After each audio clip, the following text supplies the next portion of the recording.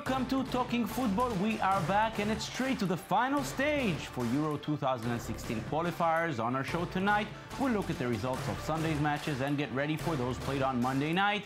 With me here in the studio to do it are football analysts Yoav Borowitz and Michael Friedman. So it was a very happy weekend for Northern Ireland. It's history for Albania, but it's a different story for Sweden, who will probably once again have to struggle through the playoffs. All this and much more coming up. Let's get started.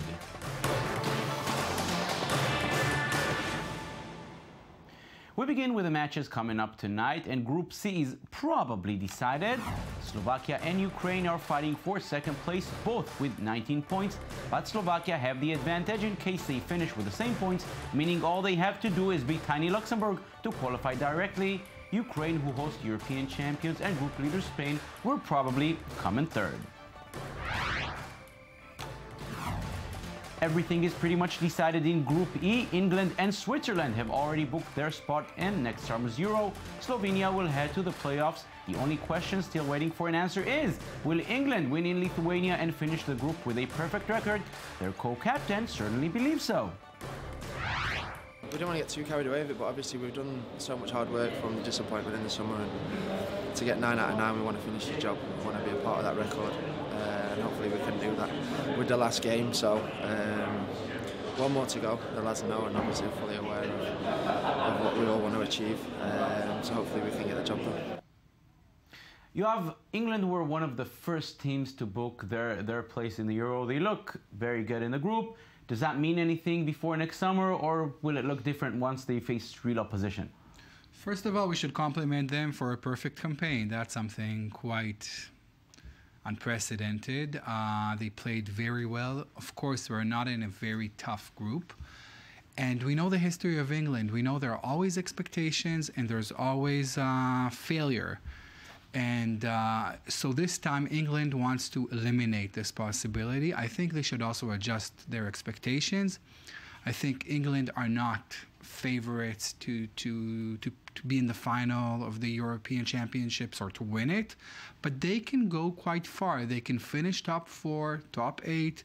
They could be playing well. They've been playing better. They had a good campaign. I think England in the last few years, they have talent. You know, we'll talk later about other British teams that don't have talent so much, but England has talent.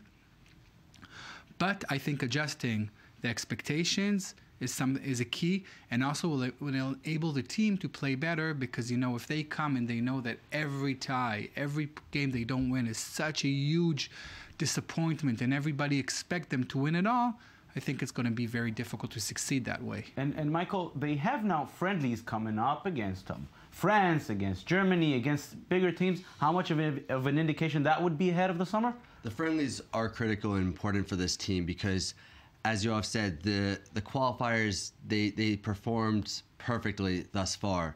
But going up against these bigger teams, you know, not playing against a small team like San Marino, you know, they're going to have to show that they are true competitors, that they can compete at the top level.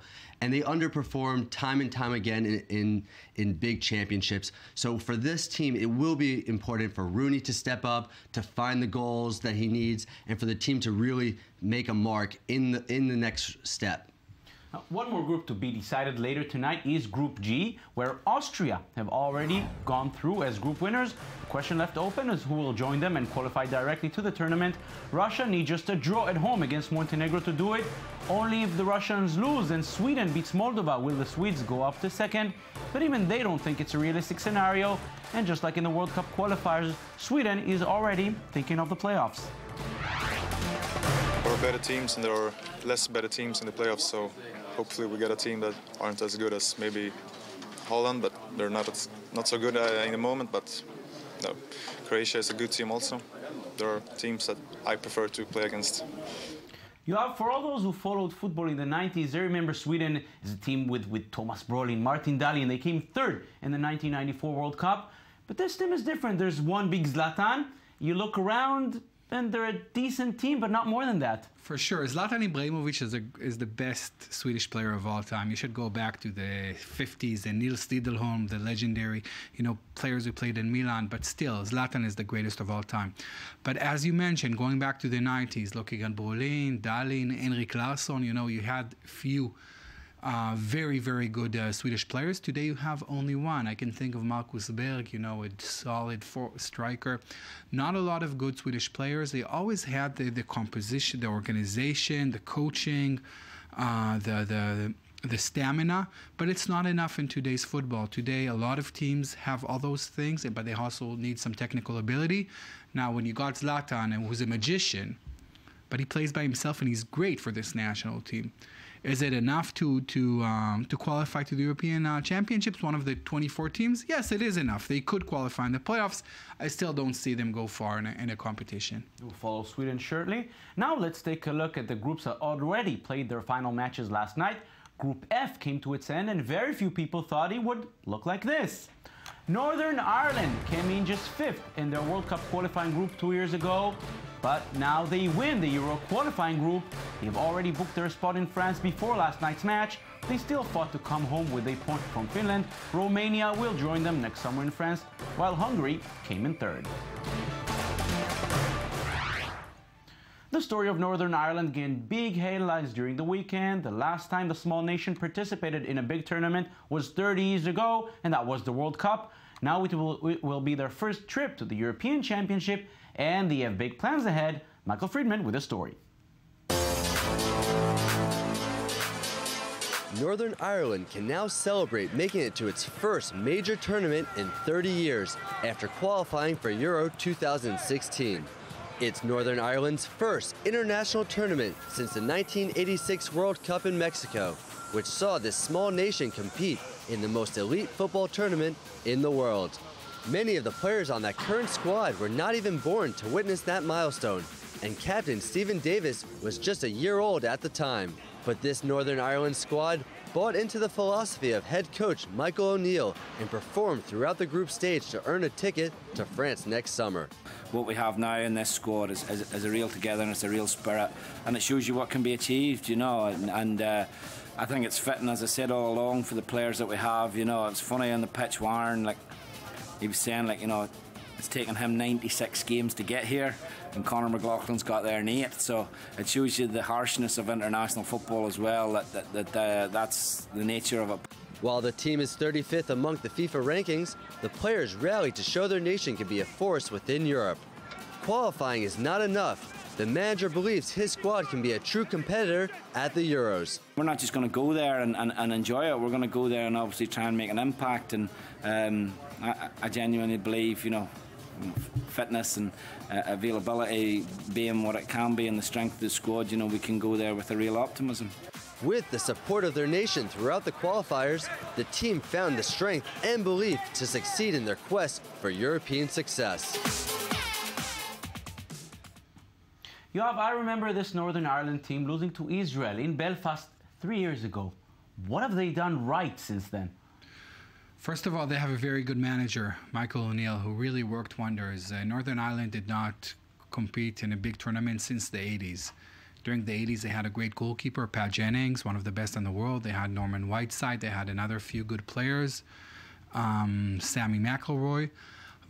And if we go back to the 70s and 60s, Georgie Best, maybe the best British player of all time. But looking at Northern Ireland, their league is not fully professional.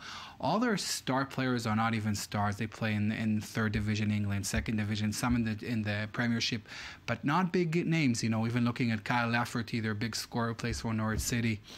But really, this is why they were able to work wonders. And what they did is such a big surprise because they are tough. They play together. They get some great crowds behind them. And they show that really everything is possible in football. And this is the beauty of the game, that you can really have big underdogs in this game. And we're not only talking, we'll later talk about other teams like Albania and Iceland, a country of 300,000 people playing in the European Championships. And those Cinderella stories are what makes this sport great. And it will be very interesting to follow Northern Ireland because maybe they're not done yet. Michael, are they not done yet? Michael O'Neill said we have big plans. Northern Ireland has already surprised and made all the experts and analysts look foolish. This is a team that's going to continue from this success and continue to move forward. And with these players, they have a lot of younger players and a chance to really go forward. And the manager says, we have more to come, and he expects that this team is just going to continue. So who knows what will be. It's an exciting ride to continue watching. What's the press thinking about this? The press is all loving, it's all happiness. They're saying Football 365 headlines read, lovely for Northern Ireland to top group. So the manager has been praising his players, his team, and he said that they managed to get on top of the group, and it's just lovely to go to the tournament, as group winners. And the Twitter world, everyone is erupting with this. They're all saying, this will be a hard thing for them to top, such a phenomenal performance. Michael O'Neill, he's just living this joy right now, and it's the best thing that milestone that he's done. And everyone else, there's the Guardian correspondent Henry McDonald saying, Northern Ireland reaching Euro 2016 feels like the glory days of 1982. So maybe what they did then, we'll be able to continue with this in 2016. Glory days of 1982? Yes, 1982, when they beat Spain in the World Cup, 1986, 86 as well. It's just nice because it shows us the renaissance of British soccer of sorts, because not a lot of star players and a lot of those national teams, but also with Ireland and to some extent with Scotland and definitely with England. We talked about it before. They're coming together. The national team is very important for them. And this is the big team in Northern Ireland because there's no big clubs there. They don't play in the Premier League like Welsh teams, and they don't have a big league like Scotland and England. So it's a very nice story. So Northern Ireland are in. The Republic of Ireland had a chance to join them, but it's not happening yet. In order to have an Irish derby next summer in France, Ireland will have to survive the playoffs as they finished third in Group D following their 2-1 loss in Poland. The Poles came in second in the group. Germany kept things to the final match, and Georgia gave them quite a fight. The world champions won the match to finish top of their group. History was made in Group I. For the first time ever, Albania qualified to a major tournament. The Albanians finished second in Group I after winning 3-0 in Armenia, sending Denmark to the third place and the playoffs. Group winners Portugal won 2-1 in Serbia in their final match.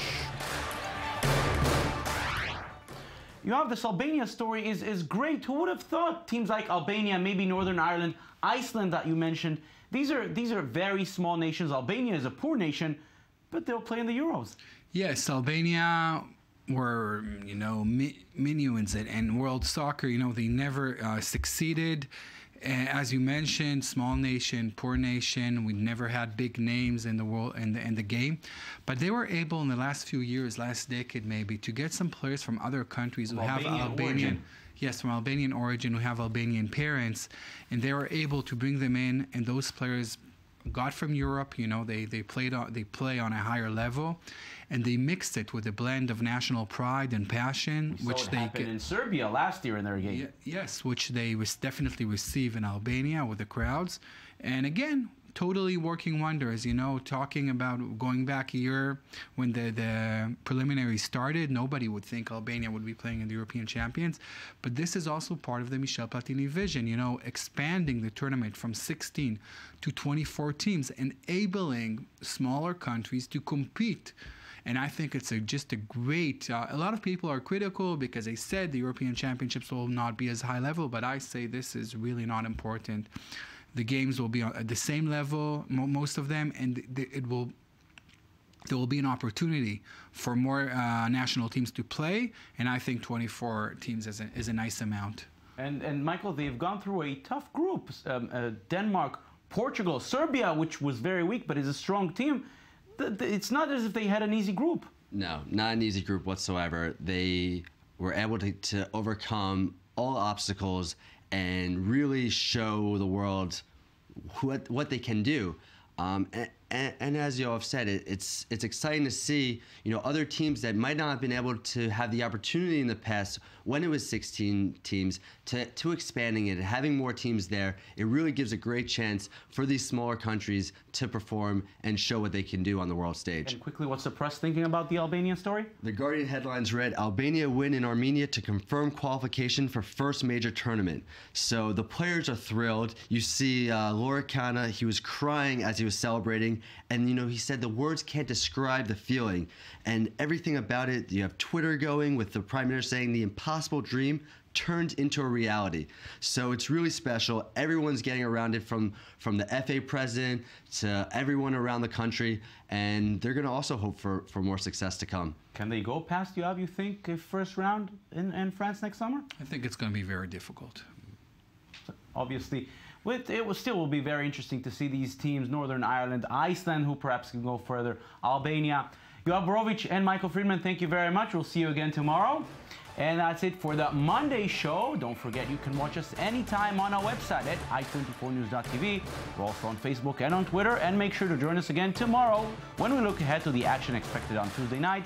Till then, thank you for watching and have a great day.